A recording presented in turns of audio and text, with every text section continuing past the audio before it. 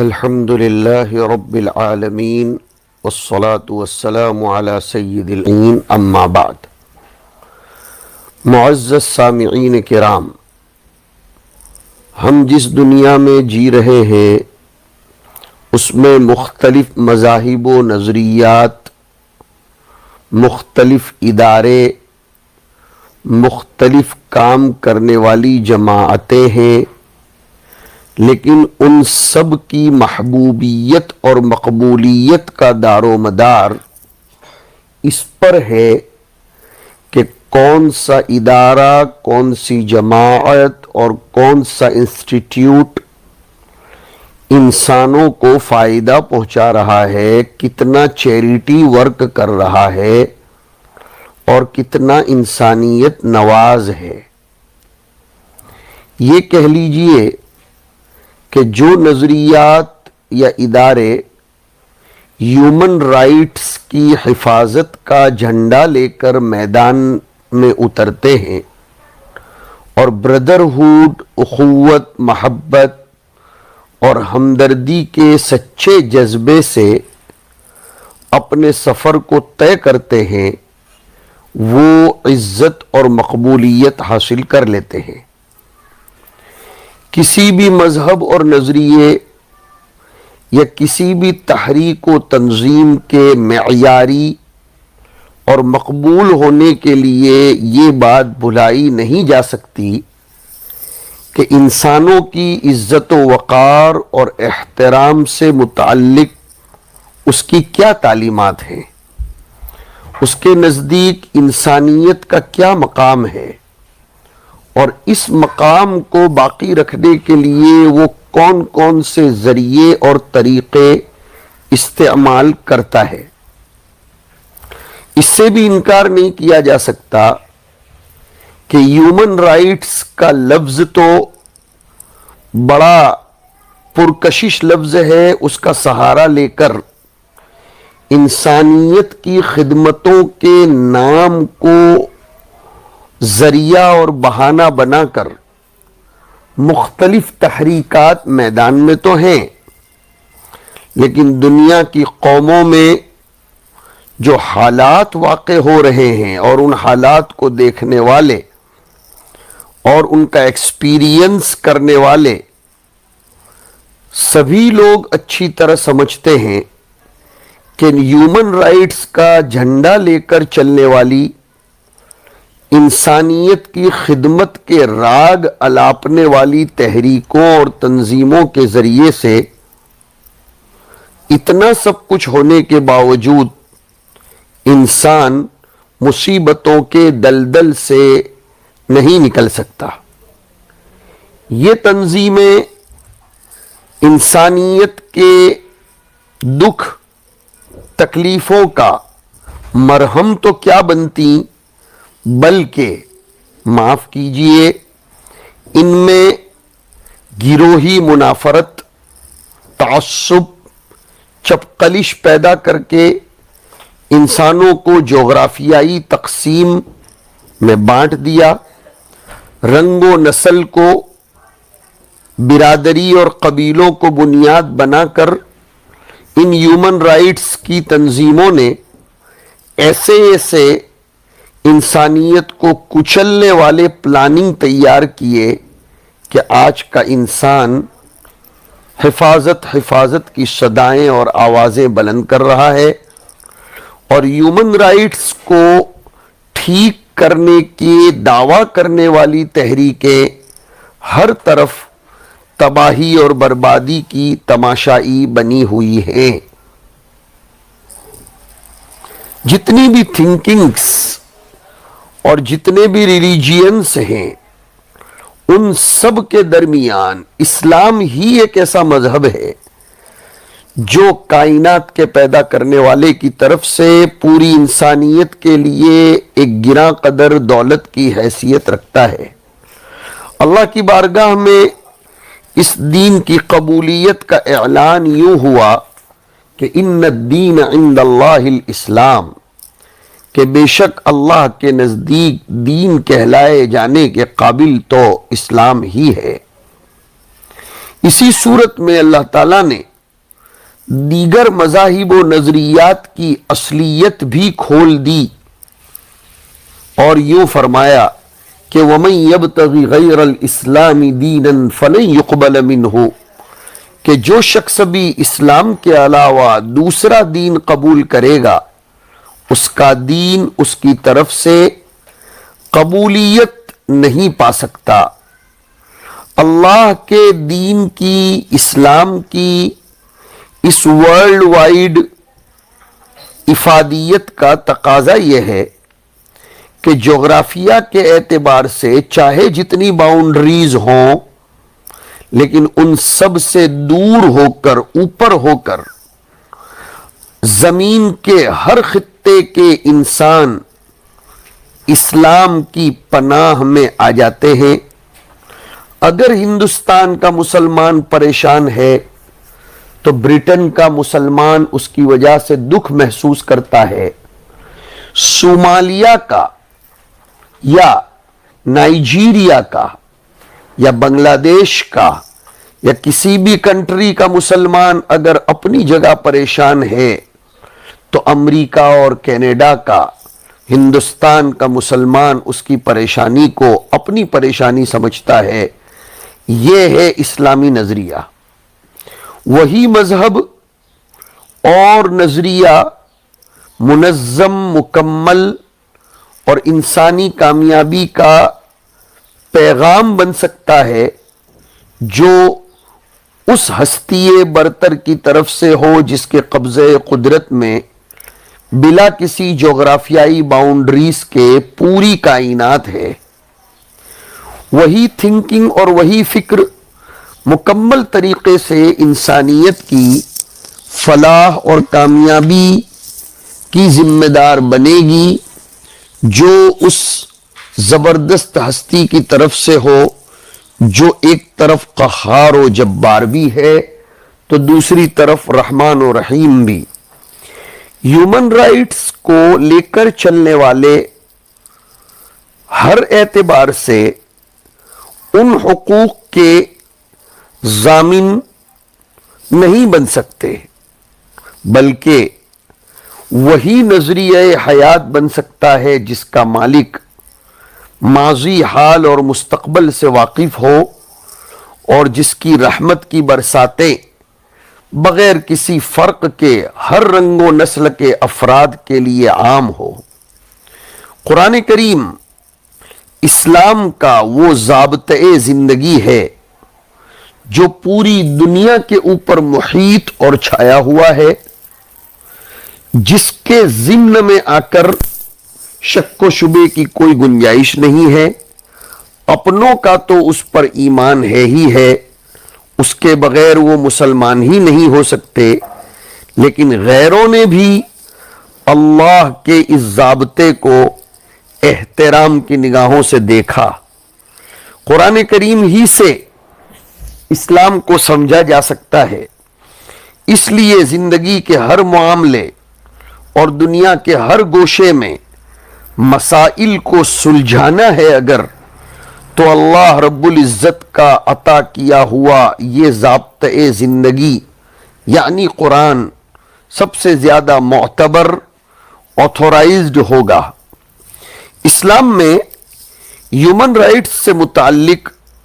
اسلام کی عالمگیری اور پوری دنیا سے روشناس ہونے کے بعد ہم دیکھتے ہیں کہ اللہ کے دیے ہوئے اس ضابطۂ حیات نے یعنی قرآن نے تمام مخلوقات چاہے وہ زمینی ہوں، آسمانی ہوں، ان سب میں آدم و حوا کی اولاد کا کیا مقام بتایا ہے اور اس مقام تک وہ کیسے پہنچ سکتی ہے۔ فرمایا لقد خلقنا الانسان فی احسن تقویم، ہم نے انسان کو خوبصورت سانچے میں ڈھالا۔ اور ایک جگہ فرمایا وَلَقَدْ كَرَّمْنَا بَنِي آدم، ہم نے آدم کی اولاد کو عزت دی اور ہم نے ان کو خشکی اور دریا پر سوار کرایا اور بہترین چیزیں ان کو عطا کیں اور ہم نے ان کو بہت ساری مخلوقات پر فضیلت دی۔ ایک مقام پر انسان کو مخدوم کائنات بتلایا کہ ساری کائنات اس کی خادم ہیں اور وہ مخدوم ہیں۔ فرمایا وَسَخَّرَ لَكُم مَّا فِي السَّمَاوَاتِ وَمَا فِي الْأَرْضِ جَمِيعًا مِّنْهُ کہ اللہ نے آسمان و زمین کو تمام چیزیں، آسمان اور زمین کی وہ تمام چیزیں جو اسی کی طرف سے ہیں تمہارے لیے تابع بنا دی۔ اس طرح کی ہزاروں قرآنی تعلیمات اس حقیقت کو واضح کرتی ہیں کہ انسان کو تمام مخلوقات میں شرف، بلندی اور برتری کا مقام حاصل ہے۔ وہ آسمان و زمین کی تمام مخلوقات میں سے کسی کے بھی احسان تلے نہیں ہیں، صرف اللہ کے، اور نہ وہ کسی مخلوق کے تابع ہے۔ قرآن کریم توحید کی دعوت دے کر تمام باطل خداؤں کی خدائی سے نجات دلا کر اور شرک کو بدترین گمراہی قرار دے کر انسان کو ایک خدا کے تابع کر دینا چاہتا ہے۔ اللہ کی ذات و صفات اور اس کے اختیارات میں شرک ایک سنگین گناہ ہے۔ اللہ کی شان رحمانی سے یہ بعید نہیں ہے کہ وہ دوسرے گناہوں پر عفو، معافی کی نظر کرے، لیکن اللہ تعالی کی خدائی میں کسی دوسری ذات کو شریک بنانا ایسا بدترین عمل ہے جو رحمان و رحیم کی نگاہ میں ظلم ہے۔ ان الشرک لظلم عظیم، اور اس کو معاف نہیں کیا جا سکتا۔ اللہ کی خدائی میں کسی جاندار یا کسی غیر جاندار کو شریک کرنا اللہ کی وحدانیت کا انکار کرنا ہے، اس کے احکام کو اور اس کے فرامین کو پامال کر دینا ہے، اور اس شرک کے ذریعے انسان خود اپنی حیثیت کو ٹھیس پہنچاتا ہے، اس لیے کہ ساری چیزیں اس کی خادم، یہ مخدوم خادم کو کیسے جھکے گا؟ اس لیے انسانیت کے اعلیٰ مقام پر ہونے کی وجہ سے انسان کا سر اپنے ہی جیسے انسانوں کے سامنے یا کائنات کی بے جان طاقتوں کے سامنے کیسے جھک سکتا ہے؟ لہذا جاندار اور کائنات کے دوسرے مظاہر کو شایان شان مقام نہ دے کر ان کے سامنے اپنے اطاعت کے سر کو جھکانا اصل میں ان تمام مخلوقات کے ساتھ بھی ظلم اور ناانصافی ہے کہ ان کو ان کے مقام سے اوپر کا مقام دیا جا رہا ہے۔ اس طرح شرک کرنے والا شخص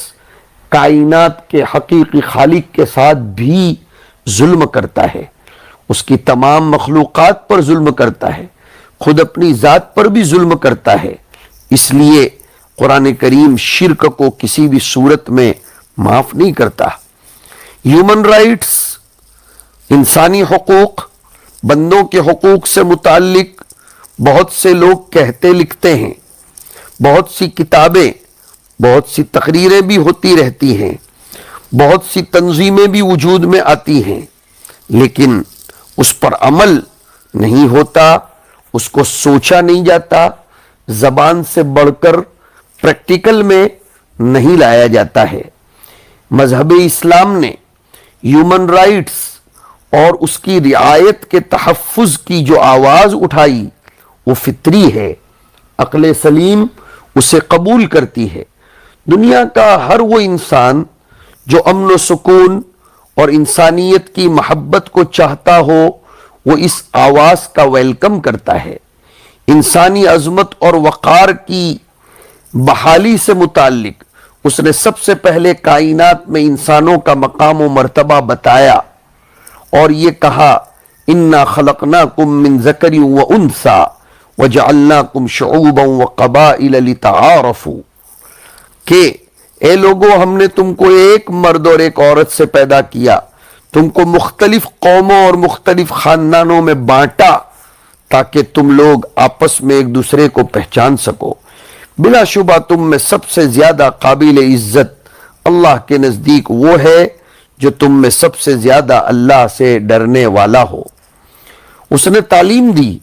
کہ نسلی اور وطنی اور قومی فخر یہ ایک بیماری ہے اس کا شکار ہو کر انسان اعلیٰ اور اشرف مقام سے گر کر بہت نیچے تک چلا جاتا ہے، بھائی چارگی اور محبت کا نام و نشان مٹ جاتا ہے، اور پھر نسلی، وطنی اور قومی فخر میں مبتلا ہو کر دنیا وحشت اور درندگی کا پورا پٹارا بن جاتی ہے۔ قرآن پاک کے نزدیک گروہی اور نسلی امتیازات معزز، محترم اور محبوب و موقر ہونے کے ثبوت اور دلائل نہیں بنتے۔ تقوی اور اچھا عمل ہی وہ معیار ہے جس سے انسان کی عظمت اور بڑائی کا پتہ چلتا ہے۔ آیت کریمہ میں اللہ بتلاتے ہیں تمام انسان ایک ہی ماں باپ کی اولاد ہیں۔ افراد کی نسلوں اور گروہوں میں جو تقسیم کی گئی وہ صرف ایک دوسرے کی پہچان کے لیے ہے۔ اس کی بنیاد پر کسی کو افضل برتر اور دوسرے کو ارذل اور کمتر قرار دینا قرآن اور اسلام کی روح کے ٹوٹل منافی اور اس کے خلاف ہے۔ اسی طرح افراد کی رہائش کے اعتبار سے، کنٹریز کے اعتبار سے، یورپ و ایشیا، افریقہ وغیرہ کے اعتبار سے کسی طرح کی بھی جغرافیائی تقسیم اسلام میں ان ایکسپٹیبل ہے، ناقابل قبول ہے۔ اگر عزت اور شرف کا معیار ہے تو وہ صرف اور صرف اللہ سے ڈرنا اور تقوی ہے، کیونکہ اللہ کی خشیت کی حکمرانی اگر دلوں کی دنیا پر ہو جائے تو انسان کی زندگی کا ہر شعبہ روشن منور ہو جائے گا اور وہ اپنی زندگی کے ہر فیلڈ میں صراط مستقیم پر آ جائے گا۔ اکیلا ہو یا سب کے ساتھ ہو، آبادی سے دور کسی جنگل میں ہو یا ویرانہ، چوراہے پر ہو یا عام راستے پر ہو، گھر کی چہار دیواری میں ہو، دن کی روشنی میں ہو یا رات کی تاریکی میں، انسان کو اپنی ہر حرکت اور عمل موحدانہ ہونی چاہیے اور ایک ہونی چاہیے، تقوی والی ہونی چاہیے۔ اگر یہ کرے گا تو پھر وہ اللہ کی بارگاہ میں معزز و مکرم ہوتا ہے، اور دوسری طرف وہ اخوت و محبت کا جھنڈا لے کر سوسائٹی کو خیرات اور نیکیوں کی لہلہاتی ہوئی فصلوں میں بدل دیتا ہے۔ حجۃ الوداع کے موقع پر حضور اکرم صلی اللہ علیہ وسلم نے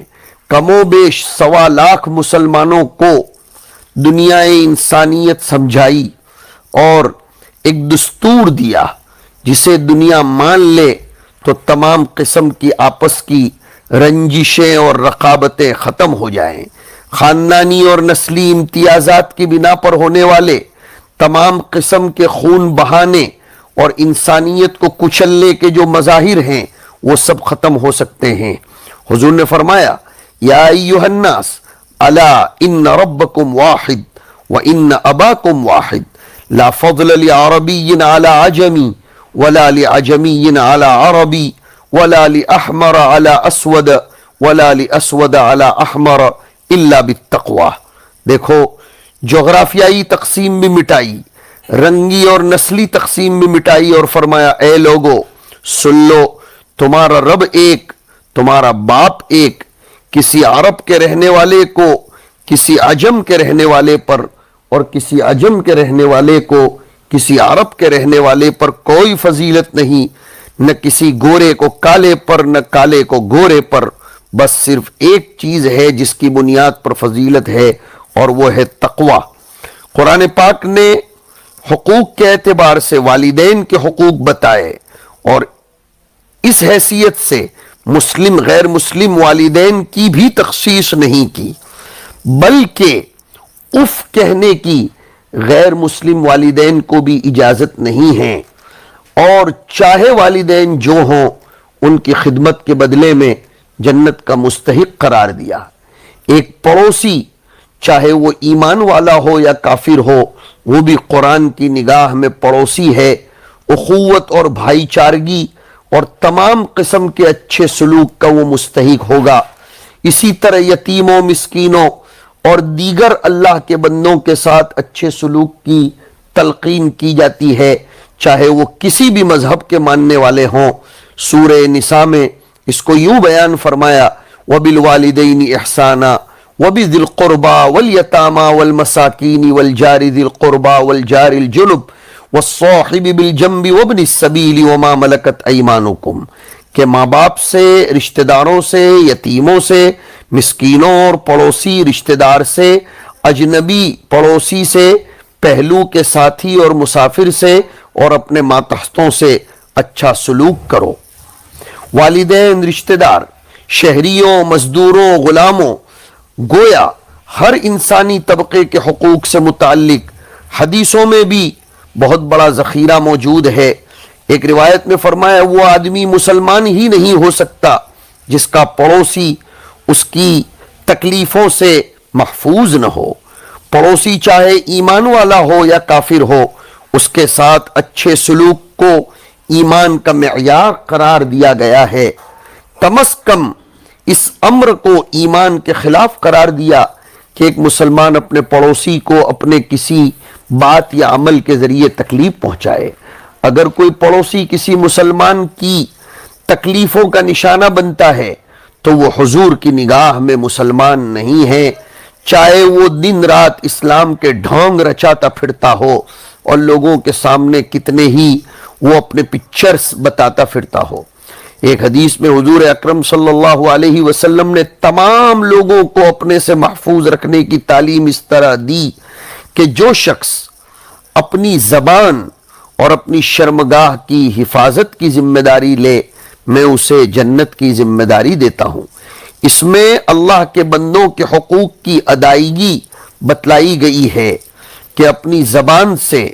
اور اپنی شہوتوں سے اللہ کے بندوں کو شر اور تکلیف میں مبتلا مت کرنا، اس کا صحیح استعمال کرنا، غلط استعمال کبھی بھی مت کرنا۔ حضرت ابو ہریرہ فرماتے ہیں کہ حضور نے پوچھا، لوگو کیا تم جانتے ہو کہ مفلس اور کنگال کسے کہتے ہیں؟ لوگوں نے عرض کیا، مفلس وہ ہے جس کے پاس درہم اور دولت نہ ہو۔ حضور نے فرمایا، میری امت کا مفلس اور کنگال وہ ہوگا جو قیامت کے دن نماز، روزہ، زکوٰۃ سب کچھ لے کر آیا ہو، لیکن دوسری طرف اس نے کسی کو گالی دی ہوگی، کسی پر الزام لگایا ہوگا، کسی کا مال کھایا ہوگا، کسی کا خون بہایا ہوگا، کسی کو مارا ہوگا۔ اس کی نیکیاں ان سب مظلوموں کو دے دی جائیں گی۔ اگر ظلم کا بدلہ چکانے سے پہلے اس کی نیکیاں ختم ہو جائیں تو ان مظلومین کے گناہوں کا بوجھ اس ظالم پر ڈال دیا جائے گا، پھر اسے جہنم میں پھینک دیا جائے گا۔ اس حدیث سے سمجھ میں آتا ہے کہ ایک شخص فرائض و واجبات کے علاوہ چاہے جتنی نفلوں کا اہتمام کرے، لیکن اللہ کی مہربانیوں کا اور جنت کا مستحق نہیں بن سکتا جب تک کہ اللہ کے کنبے یعنی مخلوق کے ساتھ حسن سلوک اور انصاف نہ کرتا ہو۔ اسلام میں اچھا برتاؤ اور اچھے اخلاق کا مستحق وہ نہیں ہے جو صرف مسلمان بن گیا ہو اور سجدے کرتا رہتا ہو، بلکہ تمام انسانی برادری اسلام کی لذت اور اس کے فیضان رحمت کی مستحق ہے۔ حضور فرماتے ہیں کہ پوری مخلوق اللہ کا کنبہ ہے، اسی طرح تمام مخلوقات ان کے ساتھ انسانیت نوازی، انسانی دوستی، محبت اور حسن سلوک کرنا چاہیے۔ اور اس حدیث کو بھی یاد رکھنا چاہیے، اللہ کے رسول فرماتے ہیں کہ اللہ نے فرمایا 3 قسم کے لوگ ہیں جن کے خلاف قیامت کے دن میں مقدمہ دائر کروں گا۔ ایک وہ شخص جس نے میرے نام پر کسی سے کوئی عہد کیا اور پھر اس کو پورا نہیں کیا، دوسرا وہ شخص جو کسی شریف اور آزاد آدمی کو بیچ کر اس کی قیمت کھا لے، اور تیسرا وہ شخص جس نے کسی مزدور کو طلب کیا، اس سے پوری محنت لی اور اسے اس کی مزدوری سے محروم کر دیا۔ اللہ کے کلام میں انسانوں کی عظمت، کائنات کی تمام چیزوں پر اس کے تصرف کا اعلان و اظہار اور تقوی کا حقیقی عشق و محبت کا معیار ہونا، والدین، پڑوسیوں، قیدیوں اور تمام انسانوں کے ساتھ اچھے سلوک اور انسانی سوسائٹی کی ایک نئی تشکیل اور بہترین تعمیر کے لیے سنیے عدل، احسان، ایثار، پڑوسیوں، رشتہ داروں کے ساتھ اچھا سلوک کرنا، غلط اور بے حیائیوں کے کاموں سے بچنا، بغاوت اور سرکشی سے اپنے آپ کو دور رکھنا، یہ قرآنی تعلیمات کی روشنی میں انسانی حقوق کے تحفظ کا ایک مکمل نقشہ ہے جو میں نے پیش کیا۔ والدین کی خدمت کی فضیلت، مشرک والدین کے ساتھ حسن سلوک کی تعلیم و تلقین اور صلہ رحمی کی ترغیب، اور اپنے پڑوسی کو اپنی تکلیفوں سے بچانا، یہ سب اسلام کی تعلیمات ہیں۔ شہریوں اور مقروض افراد، مظلوم، رفقائے سفر، مزدور، غلام، ہر طبقے انسانی کے لیے، چاہے وہ کسی بھی مذہب کے ساتھ جڑے ہوئے ہوں، دنیا کے کسی بھی خطے کے رہنے والے ہوں، ان کے حقوق کی رعایت کرنا یہ قرآن کا پیغام ہے، اور اسی کو ہیومن رائٹس کہا جائے گا۔ حق تعالی شانہ سمجھنے کی توفیق نصیب فرمائے۔ وصلی اللہ علی النبی الکریم۔